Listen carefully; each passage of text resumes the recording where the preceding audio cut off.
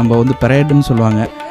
போரில் வெற்றி கொண்டோன விழாக்கள் அதெல்லாம் இருக்கு இல்லையா, அதெல்லாம் கொண்டாடுறதுக்கான ஒரு பெரிய தளம் அங்கே வந்து இருக்குது பாருங்கள். இவ்வளோ அழகாக வடிவமைக்கப்பட்டிருக்கு பாருங்கள். இப்போ இதில் ஒரு செய்தியை பார்க்கணும். எந்த வசதியும் இல்லாத காலங்களில், இந்திய அறிவியல் அளவில் வளர்ச்சி இல்லாத ஒரு காலங்கள் கூட மனிதனுடைய மிகப்பெரிய சிந்தனை அறிவு எப்படி இருந்திருக்குன்னு பாருங்கள். இந்த வடிவமைப்பை உற்று நோக்குனீங்கன்னா உங்களுக்கு தெரியும்.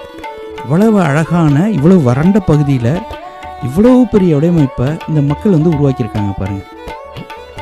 எவ்வளோ பெரிய செய்தி. அப்போ நம்ம என்ன நினைக்கிறோம், இப்போ தான் எல்லாமே உருவாயிருக்குன்னு நினைக்கிறோம் இல்லையா. இந்த சாரங்கின்ற இசைக்கருவியை பாருங்கள், ஒரு நாட்டுப்புற இசைக்கருவி அவ்வளவு அழகாக இருக்காது. அவ்வளோ இசை வந்து இன்றைக்கி ஸ்பீக்கர் ஒலிபெருக்கிகள்லாம் நம்ம வச்சு கேட்குறோம். அப்படியே இடம் முழுக்க அந்த இசை வந்து மணக்குது. அப்படி ஒரு இசை பாருங்கள். அந்த கோட்டையோட வடிவமைப்பை பாருங்கள்.